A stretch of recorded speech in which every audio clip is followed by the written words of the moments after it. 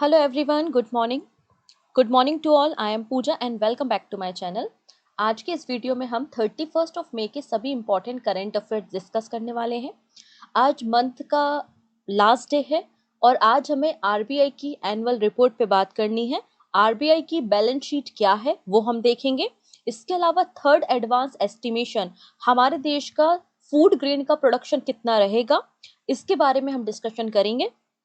ठीक है, इसके अलावा भारत के यंगेस्ट पर्सन के बारे में बात करेंगे जिन्होंने 7 समिट कंप्लीट किया है, मतलब 7 कॉन्टिनेंट के जो हाईएस्ट पीक्स हैं उनको समिट करने का काम किया है। तो काफी कुछ नया सीखने मिलेगा, जानने मिलेगा, इसलिए वीडियो को एंड तक देखना है। एंड में आपकी प्रैक्टिस के लिए एक क्वेश्चन ऑफ द डे है जिसका आंसर आप लोग मुझे कमेंट सेक्शन में बता सकते हैं।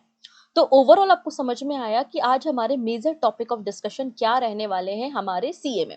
ठीक है, एंड कल कल आप लोगों को हमारी जो बैंकिंग करंट अफेयर्स की मैगजीन है मई मंथ की करंट अफेयर्स की मैगजीन, जिसमें मई मंथ का कंप्लीट बैंकिंग अवेयरनेस, जितने भी आरबीआई के सर्कुलर हैं, सेबी के नोटिस हैं या फिर किसी प्राइवेट इंस्टीट्यूट ने कुछ लॉन्च किया है, वो सारी चीजें और प्रैक्टिस एमसीक्यू के साथ ये आपको मिल जाएगा कल। आप इसे पूजा जैन क्लासेस एप्लीकेशन से डाउनलोड कर सकते हैं। प्रिंटेबल फॉर्मेट में ये मैगजीन अवेलेबल होगी आपके अपकमिंग एग्जामिनेशन के लिए। क्लियर है? और हमारे जो करेंट अफेयर्स है ये आने वाले हर एक वनडे एग्जाम को कवर करते हैं, इसलिए अगर अभी तक आपने लिंक को शेयर नहीं किया है तो लिंक को शेयर कर सकते हैं अपने फ्रेंड्स के साथ। और ऑब्वियस सी बात है, अगर पहली बार आ रहे हो तो सब्सक्राइब कर लेना, जिससे अपकमिंग जो भी क्लासेस होती हैं, शॉर्ट्स वीडियो आते हैं, उसके नोटिफिकेशन आपको मिल सकेंगे। ठीक है, आज है 31st of May and 31st of May को एक बहुत इंपॉर्टेंट डे हम सेलिब्रेट करते हैं, वर्ल्ड नो टबैको डे या एंटी टबैको डे के नाम से भी इसे जाना जाता है। वर्ल्ड हेल्थ ऑर्गेनाइजेशन डब्ल्यूएचओ ने वर्ल्ड नो टबैको डे की शुरुआत की थी 1987 में। इसका पर्पस इतना ही था कि टबैको से होने वाली जो बीमारियां हैं, जो डिसीज है जिसके कारण लोगों की जान चली जाती है, लोगों को अवेयरनेस दिलाना। नौ बात करते हैं 2025 की थीम के बारे में। थीम है bright products, dark intention, unmasking the appeal. आपको थीम देखने को मिल जाएगी। कुछ बच्चों ने मुझे मैसेज किया था कि वो लोग चाहते हैं कि जनवरी मंथ से लेकर मई मंथ तक, मतलब लास्ट 5 मंथ का जो भी करंट अफेयर से इंपॉर्टेंट डेज और थीम्स में कवर करूं। तो मैंने कल आप लोगों के लिए एक वीडियो अपलोड किया था जिसमें जनवरी मंथ से लेकर मई मंथ तक के सभी इंपॉर्टेंट डेज उनके थीम के साथ डिस्कस किए गए थे। अगर आपने इस वीडियो को नहीं देखा है तो आप प्लेलिस्ट में जाके देख लेना। यहाँ पे आपको कई सारे वीडियो मिलेंगे, लास्ट 5 मंथ के नेशनल पार्क, लास्ट 5 मंथ में जो गवर्नमेंट स्कीम थी, लास्ट 5 मंथ में जो जीआई टैग थे, और लास्ट 5 मंथ में जो भी इंपॉर्टेंट डेज और थीम थी, इन सबके पीडीएफ भी पूजा जैन क्लासेस एप्लीकेशन में एंड टेलीग्राम पे अपलोड हो चुकी है। टेलीग्राम की लिंक डिस्क्रिप्शन में है और डेली करंट अफेयर्स की पीडीएफ भी आपको टेलीग्राम पे मिल जाती है। आप फ्री ऑफ कॉस्ट इनको डाउनलोड कर सकते हैं। चलिए हम स्टार्ट कर लेते हैं आज के सेशन को। पहली न्यूज क्या है? अब यहाँ पे 3 कंपनी है जो कि defence public sector undertaking company है और इन तीनों कंपनीज को मिनी रत्न स्टेटस दिया गया है। हम देखेंगे कौन सी कंपनीज होती हैं जिनको मिनी रत्न स्टेटस प्रोवाइड किया जाता है। तो आप यहाँ पे देख सकते हैं डिफेंस सेक्टर की 3 कंपनीज हैं। कौन कौन सी? पहली है म्यूनेशन इंडिया लिमिटेड, सेकेंड है armoured vehicle Nigam limited and third है इंडिया ऑप्टेल लिमिटेड। ये तीनों defence public sector undertaking company है और रिसेंटली इन्हें मिनी रत्न कैटेगरी 1 में स्टेटस प्रोवाइड किया गया है। ये तीनों कंपनीज अब आपको मिनी रत्न कंपनीज देखने को मिल जाएंगी। एक्चुअली जब ऑर्डिनेंस फैक्ट्री बोर्ड को रिस्ट्रक्चर किया गया था 2021 में, तब आपके 7 डिफेंस पब्लिक सेक्टर अंडरटेकिंग अस्तित्व में आए थे, उनको ऑटोनॉमी मिली थी और इनका प्रोडक्शन काफी अच्छा रहा, एक्सपोर्ट अच्छा रहा, आपकी सेल अच्छी रही, प्रॉफिटेबल रहे, जिसके बाद इन्हें मिनी रत्न कैटेगरी में शामिल किया गया है। ठीक है, munition India limited and armoured vehicle Nigam limited को शेड्यूल ए में शामिल किया गया है, वहीं ऑप्टेल लिमिटेड को शामिल किया गया है आपके शेड्यूल बी में। ठीक है, ये कंपनीज करती क्या है? एमआईएल क्या करती है? स्मॉल, मीडियम और हाई कैलिबर अमिनेशन तैयार करती है। जो मोर्टार होते हैं, आपके हैंड ग्रेनेड्स होते हैं, रॉकेट्स होते हैं, उनका प्रोडक्शन कौन करता है? एमआईएल करता है। एबीएनएल क्या करता है? जो T90 टैंक्स है, अर्जुन टैंक है, इन सब के लिए जो कॉम्बैट आर्मर्ड व्हीकल है, इन्हें तैयार करने का काम एबीएनएल करता है। IOL क्या करता है, ऑप्टो इलेक्ट्रिकल सिस्टम, जैसे कि T90 और T72 जो टैंक्स वगैरह हैं उनके लिए ऑप्टिकल इंस्ट्रूमेंट्स प्रोवाइड करने का काम करता है। अब कोई भी पब्लिक सेक्टर अंडरटेकिंग कंपनी अगर पिछले 3 सालों में, लास्ट 3 इयर्स में कंटिन्यूअसली पॉजिटिव नेट बर्थ के साथ प्रॉफिटेबल रही हैं, तो ऐसी कंपनीज को मिनी रत्न कैटेगरी में हम डालते हैं। और जो मिनी रत्न कैटेगरी वाला ये जो नया क्राइटेरिया है, इसको 1997 में इंट्रोड्यूस किया गया था। तो आपको ये तीनों कंपनीज याद रखनी है, कौन कौन सी है, munition India limited, armoured vehicle Nigam limited and India Optel limited. इन तीनों defence public sector undertaking companies को mini ratna status recently provide किया गया है। नेक्स्ट है, अब आप लोग ने ईशा फाउंडेशन के फाउंडर आप लोग ने सदगुरु जी के बारे में सुना होगा। सदगुरु जी को global Indian of the year award के लिए चुना गया है। इन्हें global Indian of the year award recently distribute किया गया by the Canada India foundation. ठीक है, इस अवार्ड में 50,000 कैनेडियन डॉलर प्राइज मनी दी जाती है। कोई भी इंडिविजुअल जो अलग अलग फील्ड में कंट्रीब्यूट करते हैं और वर्ल्ड में चेंजेस लाते हैं, उन्हें global Indian of the year award दिया जाता है by the Canada India foundation. और इन्होंने एनवायरनमेंट के डायरेक्शन में काफी ज्यादा काम किया है सदगुरु ने। ठीक, नेक्स्ट है, government launches battery Aadhaar project at battery summit 2025। तो पहला क्वेश्चन है, बैटरी समिट 2025 कहां पर हुआ था? आंसर हो जाएगा न्यू दिल्ली में इसे ऑर्गेनाइज किया गया था। अभी बैटरी आधार क्या है? जैसे आपके पास एक आधार कार्ड होता है, आप सभी की एक यूनिक आईडी होती है, राइट? ऐसे ही जो बैटरी मैन्युफैक्चरर्स होते हैं, तो कौन सी बैटरी कहाँ से मैन्युफैक्चर हो रही है, इसकी कैपेसिटी कितनी है, एक्सपायरी डेट कितनी है, मतलब हर एक बैटरी की भी अपनी आइडेंटिटी होगी। तो हर एक बैटरी को एक यूनिक आईडी प्रोवाइड की जाएगी, जिसे बैटरी आधार प्रोजेक्ट कहा गया है। ठीक है, तो गवर्नमेंट ऑफ इंडिया ने बैटरी आधार प्रोजेक्ट की शुरुआत की है at battery summit New Delhi में, to promote transparency and safety in the battery system. इसमें जो भी मैन्युफैक्चरर्स हैं जो बैटरी तैयार करते हैं फॉर इलेक्ट्रिकल व्हीकल्स, वो हर एक बैटरी को एक यूनिक डिजिटल आइडेंटिटी प्रोवाइड करेंगे, जिससे हमें बैटरी मैन्युफैक्चरिंग जो कंपनी है उसके बारे में जानकारी रहेगी, इसकी हिस्ट्री के बारे में, बैटरी मटेरियल कंपोजिशन क्या है, वो सारी जानकारी आपको यहाँ पर देखने को मिल जाएंगी। ठीक है, अब इसको इम्प्लीमेंट कौन करेगा? बैटरी आधार प्रोजेक्ट को इम्प्लीमेंट करने का काम DST, department of science and technology करेगा। ठीक है, साथ ही साथ united nation environment programme UNEP and global environment facility भी इस प्रोजेक्ट को इम्प्लीमेंट करने का काम करेगी।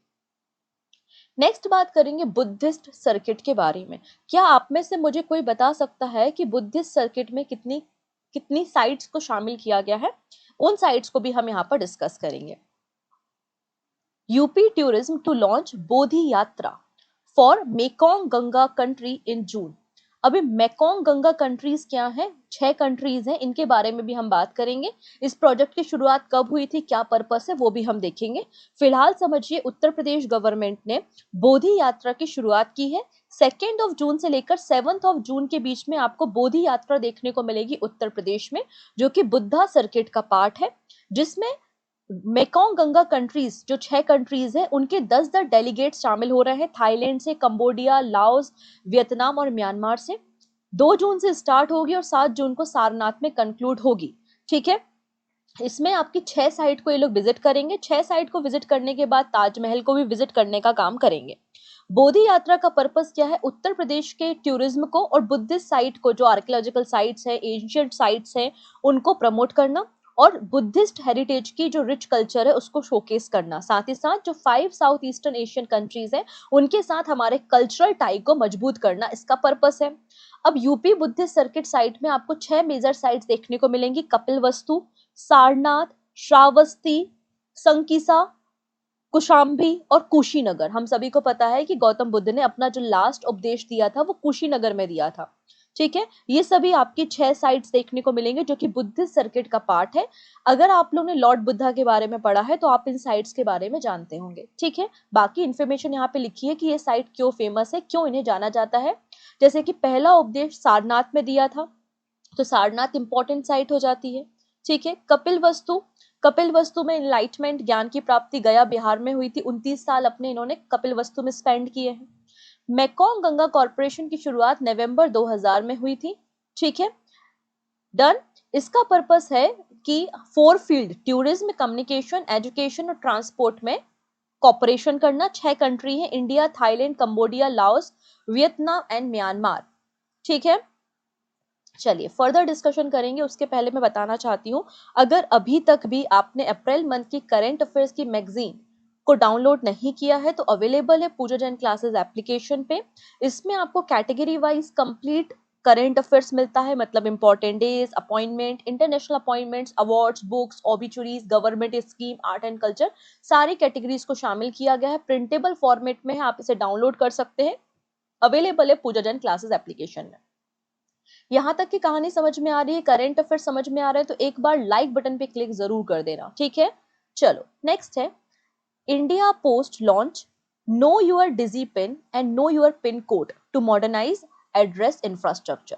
तो डिपार्टमेंट ऑफ पोस्ट ने 2 नए इनिशिएटिव की शुरुआत की है। पहला है नो यूर डिजी पिन और दूसरा है नो यूर पिन कोड, जिससे हम अपने एड्रेसिंग फ्रेमवर्क को और भी स्ट्रॉन्ग कर पाएंगे, जिससे एक्यूरेट जो लोकेशंस है, ठीक है, उनका आइडेंटिफाई कर पाएंगे, आपकी लोकेशन का क्या पिन कोड है, आपको इन्फॉर्मेशन मिल पाएगी और लास्ट माइल तक हम डिलीवरी कर पाएंगे और पब्लिक सर्विस की डिलीवरी को और भी ज्यादा हमें एफिशिएंट बनाना है। इसलिए डिपार्टमेंट ऑफ पोस्ट ने इन दोनों सर्विसेज की शुरुआत की है। अब एक एक करके देखेंगे। सबसे पहला है know your digi pin web application. इसको डिपार्टमेंट ऑफ पोस्ट ने तैयार किया है और इसके लिए सहयोग लिया था आईआईटी हैदराबाद। तो department of post with the collaboration of IIT Hyderabad and NRSC ISRO के सहयोग से इसकी शुरुआत की है। ये जियो लोकेशन की मदद से डिजी पिन को आइडेंटिफाई करना करेगा। ये लॉन्गिट्यूड और लैटिट्यूड को फेच करके एक्यूरेट लोकेशन और प्रिसाइज लोकेशन आपको प्रोवाइड करेगा। इसका पर्पस होगा कि हमारे लोकेशन मैपिंग को इन्हांस करना, लास्ट माइल सर्विस की डिलीवरी पॉसिबल करना और डिजास्टर इमरजेंसी रिस्पॉन्स। नेक्स्ट है know your pin code web application. इसमें जो ट्रेडिशनल जो हमारा 6 डिजिट का पिन कोड होता है, आप लोगों ने देखा होगा, अलग अलग एरिया के अलग अलग पिन कोड्स होते हैं, 6 डिजिट के होते हैं ये। ठीक है, इसकी शुरुआत 1972 में हुई थी, लेकिन अब इसको नए टेक्नोलॉजी के साथ इंटीग्रेट किया जा रहा है, जिसका नाम है ग्लोबल नेविगेशन सैटेलाइट सिस्टम। इसमें आपको लोकेशन, जिस लोकेशन पे हो, आपको इस टेक्नोलॉजी का इस्तेमाल करके आपकी करंट लोकेशन के अकॉर्डिंगली आपको पिन उपलब्ध करा दिया जाएगा, पिन आपको यहाँ पर मिल जाएगा। क्लियर है? ठीक है, इतनी चीजें। चलिए नेक्स्ट बात कर लेते हैं। चलो नेक्स्ट कहानी देखेंगे। Reserve bank of India annual report for 24-25 release. तो रिजर्व बैंक ऑफ इंडिया ने अपनी एनुअल रिपोर्ट 2024-25 को रिलीज किया है। इसमें इन्होंने बताया है कि इनकी बैलेंस शीट क्या है और कितने फ्रॉड यहाँ पर हुए हैं। आपने देखा है कि लगातार बैंकिंग फ्रॉड इंक्रीज होते जा रहे हैं। आप जब किसी को कॉल करते हो तो सबसे पहले आपको एक जो मैसेज आता है वो यही आता है कि बैंकिंग फ्रॉड से आपको कैसे बचना है। तो यहाँ पे आरबीआई की एनुअल रिपोर्ट में बताया गया है कि टोटल अमाउंट जो बैंकिंग फ्रॉड में हुआ है, मतलब टोटल जो फ्रॉड हुए हैं बैंकिंग सेक्टर में, उनकी वैल्यूएशन कितनी है आप देख सकते हैं। पहले ये 12,230 करोड़ रुपए थे, अभी 36,000 करोड़ रुपए के बैंकिंग फ्रॉड आपको देखने को मिलेंगे 2024-25 में। 194%, 194% हमारे जो बैंकिंग फ्रॉड से इंक्रीज हुए हैं। ठीक है, नंबर ऑफ केसेस ड्रॉप हुए हैं, लेकिन जो नंबर ऑफ अमाउंट है, जो अमाउंट है वो इंक्रीज हुआ है। इस बात को समझिएगा। पहले आप देखोगे जो नंबर ऑफ फ्रॉड्स है वो ड्रॉप हुए हैं, 36,000 से ड्रॉप होकर 23,000 हो चुके हैं, लेकिन जो अमाउंट है उसकी वैल्यू इंक्रीज हुई 36,000 करोड़ रुपए के, 36,000 करोड़ रुपीस के बैंकिंग फ्रॉड्स आपको 2024-25 में देखने को मिल जाएंगे। अब यहाँ पे सबसे ज्यादा जो फ्रॉड्स हुए हैं वो डिजिटल बैंकिंग पेमेंट्स में हुए हैं। जो आप ऑनलाइन यूपीआई और अदर प्लेटफॉर्म से जो डिजिटल पेमेंट्स करते हैं उसमें सबसे ज्यादा फ्रॉड्स देखे गए हैं। लगभग 13,000 जो केसेस है वो डिजिटल पेमेंट फ्रॉड के हैं, लेकिन डिजिटल पेमेंट फ्रॉड में जो फ्रॉड्स हुए हैं उनकी वैल्यूएशन कम है और डायरेक्टली जो बैंकिंग फ्रॉड्स हुए हैं उनकी वैल्यूएशन आपको ज्यादा देखने को मिलेगी। ना बात करते हैं public versus private sector bank trend के बारे में। तो प्राइवेट सेक्टर बैंक जो है उसमें 59.4% आपको फ्रॉड्स देखने को मिलेंगे। ठीक है, लेकिन इनका अमाउंट कम है। केसेस ज्यादा है प्राइवेट सेक्टर में, लेकिन इनके अमाउंट कम है। प्राइवेट सेक्टर में आप देखोगे तो आपका अमाउंट कम है, लेकिन पब्लिक सेक्टर में नंबर ऑफ केसेस कम है, लेकिन अमाउंट बहुत ज्यादा है, 25,000 करोड़ रुपए का। नाउ बात करते हैं, आरबीआई ने कहा है कि इनका जो असेट साइज है वो इंक्रीज हुआ है, गोल्ड जो है वो इंक्रीज हुआ है, और यहाँ पे बताया गया है कि इनकम इनकम इंक्रीज हुई है 22.77%, वहीं एक्सपेंडिचर भी इंक्रीज हुआ है 7.76%। नाउ बात करते हैं यहाँ पर बैलेंस शीट के बारे में। तो 2024-25 में आरबीआई की बैलेंस शीट क्या थी? 76.25 लाख करोड़ रुपीस आपको आरबीआई की बैलेंस शीट देखने को मिलेगी, जो कि प्रीवियस ईयर के कंपैरिजन में 8.2% इंक्रीज हुई है। अब यहाँ पे बोला है कि करेंसी सर्कुलेशन ट्रेंड, तो आजकल यूपीआई और डिजिटल ट्रांजेक्शन्स होते हैं ज्यादा, यहाँ पे उसके बाद भी जो वैल्यू है बैंक नोट की सर्कुलेशन में वो 6% इंक्रीज हुई है। 500 रुपए के जो बैंक नोट है वो डिक्रीज हुए हैं, और 2000 रुपए की जो बैंक नोट है वो कंटिन्यू है, लेकिन 98.2% जो 2000 रुपए के नोट है वो वापस से बैंकिंग सिस्टम में आ चुके हैं। नाउ बात करते हैं लोवेस्ट डेट रेशियो। तो जो एक्सटर्नल हम डेट लेते हैं अलग अलग ऑर्गेनाइजेशन ने, जो हमने उधारी ली है, तो external debt to GDP ratio जो है वो 19.1% आपको देखने को मिलेगा। और आरबीआई ने 2025-26 के लिए भारत की जीडीपी 6.5% प्रिडिक्ट की है। साथ ही साथ इसमें बताया गया है जो डिजिटल करेंसी या जो ई रुपया होता है उसकी वैल्यू इंक्रीज हुई है, 334% सर्कुलेशन इंक्रीज हुआ है। ये सारी बातें आरबीआई की एनुअल रिपोर्ट में पब्लिश की गई हैं। नेक्स्ट है third advance estimation. Ministry of agriculture and farmer welfare ने थर्ड एडवांस एस्टिमेशन दिया है 24-25 के लिए। ठीक है, इसमें बताया है हमारे देश का जो टोटल फूड ग्रेन प्रोडक्शन है वो कितना है, 3322 लाख मेट्रिक टन। 2024-25 में हमारे देश में जो टोटल फूड ग्रेन का प्रोडक्शन होगा वो 3322 लाख मेट्रिक टन का आपको देखने को मिलेगा, जो लास्ट ईयर के कंपैरिजन में 6.5% ज्यादा है। हमारे देश में जो एग्रीकल्चर मार्केटिंग सीजन होता है वो जून टू जुलाई आपको देखने को मिलेगा। अब इसमें बताया गया कि रीजन क्या है, तो हमारे देश में जो राइस है, मेज है, ग्राउंडनट, व्हीट, इन सब के प्रोडक्शन इंक्रीज हुए हैं। इंक्रीज इसलिए हुए हैं क्योंकि फेवरेबल मॉनसून था, प्रॉपरली बारिश हुई, और बारिश प्रॉपर होने के कारण आपकी जो क्रॉप है वो ज्यादा ग्रो हुई है, और हेल्दी क्रॉप डेवलपमेंट के लिए हमने काम भी किया है। फूड ग्रेन का प्रोडक्शन कितना है, तो 3322 लाख मेट्रिक टन आपको देखने को मिल जाएगा। ठीक है, यहाँ पर 1 सेकेंड, हाँ यहाँ पे थोड़ा सा ये डेटा है, food production is estimate to hit a record 3328 lakh metric tonne in 24-25। यहाँ पर ये डेटा जो है वो थोड़ा सा मिसप्रिंट हो गया है, इस डेटा को करेक्ट करेंगे। 3539 लाख मेट्रिक टन हमारे देश का फूड ग्रेन प्रोडक्शन रहेगा, ये लास्ट ईयर का था, इसको थोड़ा सा करेक्ट कर लेंगे। यहाँ पर भी डेटा को आप 3500 आप कर लीजिएगा, 3539 लाख मेट्रिक टन। मैं यहाँ पे आप इसको करेक्ट कर लेना, ठीक है। चलो नेक्स्ट बात करते हैं राइस का प्रोडक्शन, व्हीट और मेज का प्रोडक्शन आप देख सकते हैं कितना हुआ है। स्पेशली जो नाबार्ड का पेपर दे रहे हैं उनके लिए बड़ा इंपॉर्टेंट है, या कृषि से संबंधित किसी भी विभाग का अगर आप पेपर दे रहे हैं तो उनके लिए बहुत इंपॉर्टेंट है। फिर टोटल पल्स का प्रोडक्शन आप देख लीजिए 252 लाख मेट्रिक टन है, जिसमें मूंग, तुअर दाल और ग्राम का आपको प्रोडक्शन देखने को मिल जाएगा। Sugar cane 450 lakh metric ton, cotton 306 lakh bales, और जूट 84 लाख बेल्स आपको देखने को मिल जाएगा। नेक्स्ट है government has set a target to operationalise 76 waterways by the 2027। तो यहाँ पर देखिएगा रिसेंटली जो इनलेट वाटरवे ट्रांसपोर्ट की मीटिंग हुई थी मुंबई महाराष्ट्र में, जिसको चेयर कर रहे थे सर्वनंदा सोनोवाल, जो कि ministry of port shipping and waterways को संभालते हैं। इन्होंने कहा है कि हम चाहते हैं हमारे देश का जो कार्गो हैंडलिंग कैपेसिटी है वो इंक्रीज हो, इसलिए 76 वाटरवेज ऑपरेशन में आ जाएंगे हमारे देश में 2027 तक। हमारे देश में ऐसा एस्टिमेटेड है कि जो हमारे 2026 तक कार्गो हैंडलिंग कैपेसिटी है वो 156 मिलियन टन हो जाएगी, और हमारा टारगेट 200 मिलियन टन का है। लेकिन कब तक का टारगेट है ये, 2030 का टारगेट आपको देखने को मिल जाएगा। इसमें बताया गया कि 2000 अगर आप देखेंगे 2014-15 के आसपास हमारे देश में केवल कुछ ही लिमिटेड आपको इनलैंड वाटरवेज देखने को मिलेंगे, लेकिन हम लगातार 11 राज्यों से संख्या को बढ़ाकर 23 राज्यों में, पहले केवल 11 राज्यों में वाटरवे की सुविधा थी, अब 23 स्टेट में हम इनलैंड वाटरवेज को स्टार्ट कर रहे हैं, और टोटल 2027 तक 76 वाटरवेज को हम स्टार्ट कर लेंगे। इसके अलावा गवर्नमेंट ऑफ इंडिया 5000 करोड़ रुपए का एक इन्वेस्टमेंट करेगी, एक रोड मैप तैयार करेगी नॉर्थ ईस्टर्न स्टेट में भी आने वाले 5 सालों में इनलैंड वाटरवेज डेवलप करने के लिए, ऐसा सर्वनंदा सोनोवाल ने कहा है। नेक्स्ट है India champion WHO global tradition medicine strategy 25-20-34। अब यहाँ पे देखिएगा, हमारी लगातार से कोशिश रही है, कैसी कोशिश रही है कि हमारे देश में ही नहीं पूरे वर्ल्ड में जो इलाज होता है, जो ट्रीटमेंट होता है, उसमें ट्रेडिशनल मेडिसिन का इस्तेमाल, मतलब आयुष पद्धति का इस्तेमाल, आयुर्वेदा, यूनानी, सिद्धा, होम्योपैथी का इस्तेमाल किया जाए। इसके लिए अभी 78 नंबर की WHO की मीटिंग हो रही थी जेनेवा में। इसकी थीम थी वन वर्ल्ड फॉर हेल्थ। इसमें इंडिया को रिप्रेजेंट कर रहे थे श्री अरविंदम बागची, और इसमें इंडिया ने WHO का ये जो फ्रेमवर्क है उसको सपोर्ट किया है।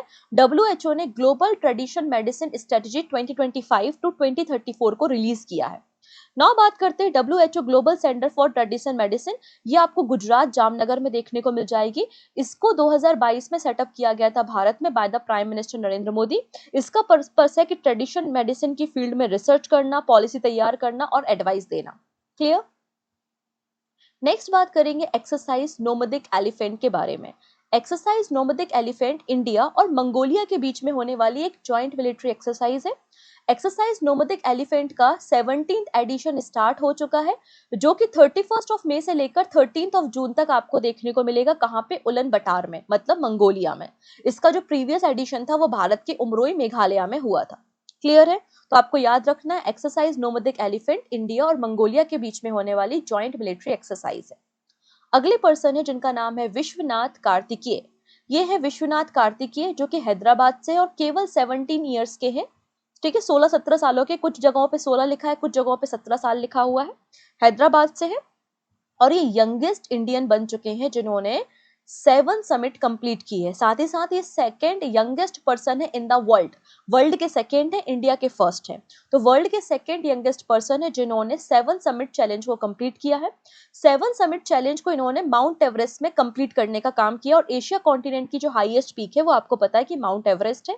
7 समिट का मतलब ये होता है कि 7 कॉन्टिनेंट की 7 हाईएस्ट पीक को समिट करना, जैसे कि Aconcagua South America, Denali North America, Kilimanjaro Africa, Elbrus Elbrus जो है वो यूरोप में मिल जाएगी, विंसन अंटार्कटिका में, और कोसी योजको ये ऑस्ट्रेलिया की हाईएस्ट पीक है। अब ये कौन है? राजा कुमारी, जो एक जानी मानी रैपर है, और ये पहली इंडियन रैपर आपको देखने को मिलेंगी। फर्स्ट इंडियन ओरिजिन म्यूजिशियन है जिन्हें प्राइज दिया गया है AMA अवार्ड में।